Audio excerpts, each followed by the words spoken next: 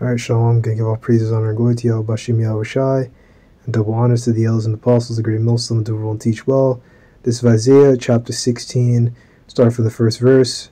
Sing ye the Lamb to the ruler of the land, to the ruler of the land from Selah to the wilderness, unto the mount of the daughter of Zion. Right? For it shall be that as a wandering bird cast out of his nest, so the daughters of Moab shall be at the fords of Arnon. Right, and pretty much what Isaiah is prophesying here is prophesying of Moab's, see, a prophecy of Moab's devastation. This is pretty much a prophecy of Moab getting destroyed by the Assyrians, who, were the nation to, rise up and start to, take power and rulership, and, the Syrians ruled for a little bit, and then you get the Babylonians and, really the Medo-Babylonian Empire.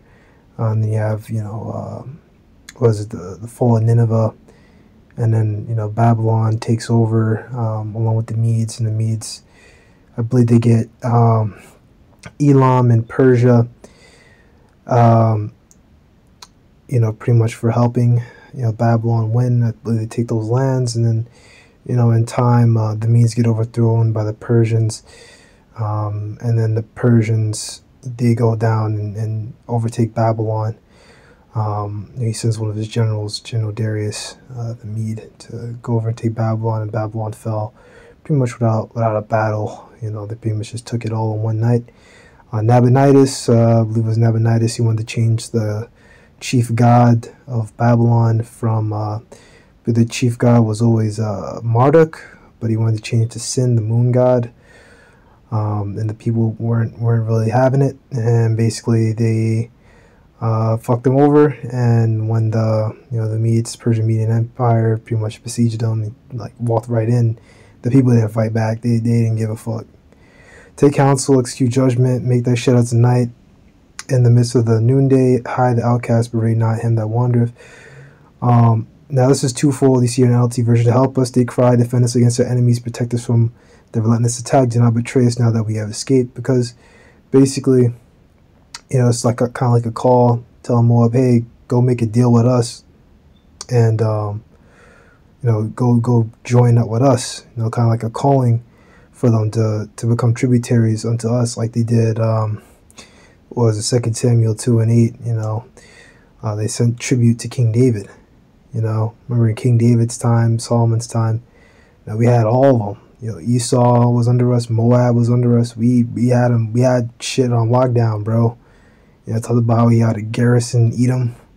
So we had it up, but that wasn't the time for the kingdom to happen. The kingdom will come once Yahweh Shai returns. The elect are sealed. Aka them that are left behind in 2nd Ezra, the 13th chapter. The elect, those who are saved. Probably not. Verse 4, right? Now, this is what I meant to say is twofold. Let mine outcast dwell with thee, Moab. Be thou covert to them from the face of the spoiler, for the extortion is at an end, and the spoiler ceases. The oppressors are consumed out of the land. See the NLT version: let our refugees stay with you. Hide them from my enemies until the terror is past, when oppression and destruction have ended and enemy raiders have disappeared. Now, I mean, you could say technically that's like Moab's kind of point of view, because this whole thing is pretty much trying to tell Moab to, become tributaries unto us, kind of trying to warn them of the destruction via the Assyrians, which of course, they got taken up anyway, and the Lord had a whole plan and idea for what he wanted to happen. But this is also twofold, because you can also say it's from our perspective, and you can say it jumps in history. I let mine outcast dwell with thee, Moab, be thou covert from to them from the face of the spoiler, because you also had our people hide amongst Moab as well. I hear brothers bring that out, that you have our people that hid amongst Moab when Esau. That's something to assume when Esau in the whole Renaissance period. Well, I mean, that would be the only time, never mind. The only time they could run away would be during that time. I mean, if you want to say during the Roman Empire, but, I mean, who the fuck, what Jake getting from fucking Italy, well, not from Italy. I mean, if they were in Italy, yeah, but what Jake is getting all the way from Israel, because I mean, you had Israelites all over the place, you know. Um, but let's say Jake was in Italy or whatever, and was scared and decided to dip out, you know, because 70 AD happened, right? Like it's just no. But let's say Jake was in like Israel and 70 AD happened. Jake going from there to China, I doubt it, you know. But you could say during that period, you could argue during the Renaissance period, you can say some Jakes, I don't know, got on a boat, because I mean there was trade and stuff. It's like it.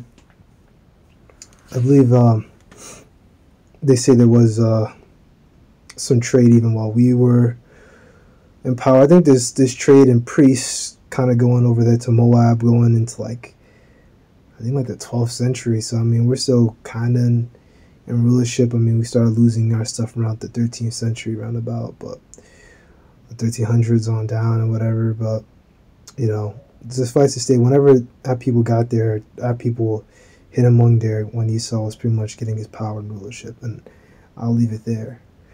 You know, and of course, the spoiler and extortioner, if you have it on that kind of point of view, will be ended once this year. Mercy shall the throne be established. He shall sit upon in truth in the tabernacle of David, judging and seeking judgment, and hath in hasting righteousness. So, you know, the one that's going to sit on the top of all that, you know, of course, be Yahushai, and then, you know, King David, obviously, right? King David, Tabernacle of David, right? The 12, the original 12, you know, 144,000, and all that's in the Tabernacle of David, right? Remember, David himself said, the Lord said unto my Lord, sit down on my right hand to make the enemies a footstool. I think that's Psalm 121. I can't remember where it is, but in the spirit, he was talking about his son. He was calling his own son Lord, you know, which is Solomon, which we know Solomon is Yahushai. And that's another topic too, man. I'm not going into all that. Now the rest of this chapter, actually we'll go into this one, right? We've heard the pride of Moab. We have heard of the pride of Moab. He's very proud, even of his haughtiness, his pride, his wrath, but his lies shall not be so, right? We've heard about proud Moab, about its pride and arrogance and rage. All that boasting has disappeared. Yeah, Moab in his fucking rage. I think was it Moab who turned one of the kings of Edom into slime. I can't remember which. I think it is in Isaiah where the Lord mentioned that, and the Lord was gonna judge him for that, because there's an account in there where he turned him into like I think slime was like mortar or something. Like he fucking turned his body into mortar or some shit. But we're gonna get you know, my commentary book, because yesterday I was reading, you know, you know, getting back on the whole 12 chapters a day thing. Yeah, today I decided to split it up, but yesterday I read it all the way out. You know, I had to take care of some business and whatever, and then I got, you know, some leisure time, and I just busted out the whole 12 chapters. You know, and I pretty much just read until I, you know, didn't really want to. Because I mean, I read that, then I want to read a little bit more and stuff. But you know how that is. You know, you can only read so much at one time. So this is Hallie's Bible Handbook, page 294, Isaiah 15, chapter 15, 16, which is basically saying the same thing. Moab is a rolling plateau of rich pasture lands lying east of the Dead Sea. Moabites are descendants of Lot, Genesis 19:37, and thus a kindred nation to the Jews. Right, because I mean, yeah, they are Hebrews. Like I think the Apostle R, you know, said that. So yeah, they're like the Hebrew Moabites. You know, the Hebrew Moabites. You know, because Abraham was a Hebrew, and of course Lot was related to him, and you know, Hebrew just comes from my bar. So yeah, he's a Hebrew Moabite, like Esau is a Hebrew Edomite. You know. So yeah, but it doesn't make him a Hebrew Israelite, which is the difference, right? And you can even read in was it I can't remember where I read it, but it was right after. I think it was right before Jacob has to, pass through Edom, and the Lord basically tells him like, "Hey, in your seed, I'm gonna make you as like numerous as the stars, the sky." Pretty much reiterating the same um, thing given, the same promise given to Abraham, right, and also to Isaac, and then also to Jacob, right, because now he's hearing it. And if he's being told that promises for him, how can a promise be for Esau? Think about it. I think it's also what was it, Second Ezra, 6th chapter that says how the Lord put by Esau. All right, you know what else does it say? For Jacob, was it the Second Ezra, 9th chapter? Esau is the end of the world, and Jacob is the beginning of it that followeth it. And we know that world in the Greek is really age. I don't really think Second Ezra was I don't doubt. Well, it couldn't have been written in Greek. I mean, why would it be in Greek? But I mean, it'd have to be in Hebrew. But I think the whole thing is that there's different editions and different versions and stuff. But I don't really know. All I know is that it's there, and that book is canon. All right, that's Apocrypha is canon, bro, straight up. Because Yahushua talked about the Feast of Dedication. That comes from Maccabees. And just everything in that book is sound, man.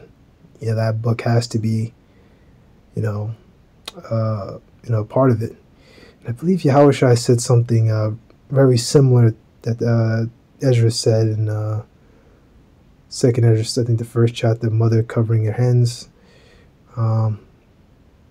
Don't quote me on that. But there's something I saw that was very familiar to something I read in Second Ezra. But all I know is that the elders, they've checked that book out, and they accept it as part of the biblical canon, and it's something that we should look into. So back into this, right? This was one of Isaiah's earlier predictions, now reiterated with a time limit of 3 years, right? And you don't have to really, I'm not going to read the rest of it, because I mean, it just talks about how they're going to languish, and how they're going to be jacked up, and how there's not going to be any singing for them, right? And this is the 13th verse. This is the word the Lord has spoken concerning Moab since that time, but now the Lord has spoken within 3 years as the years of a hireling, and the glory of Moab should be contemned, and with all the great multitude, and shall be remnant, and shall be remnant, and the remnant shall be very small and feeble. And also it says, within 3 years, counting each day, that the glory of Moab will be ended from its great population. Only a few of its people will be left alive. Right? So, right, this is one of Isaiah's earlier predictions, now reiterated with a time limit of 3 years. The cities named were pillaged by Tiglath-Pileser, 734 BC, by Sargon, 713 BC, Sargon II, that is, and by Sennacherib, 701 BC. It is not indicated to which of these Isaiah refers. However, Isaiah advises them that it would be to their advantage to renew their allegiance to the house of David as tributes, and to mention that they will come into his vision of the future Messiah, which is the 5th verse, right, as I mentioned.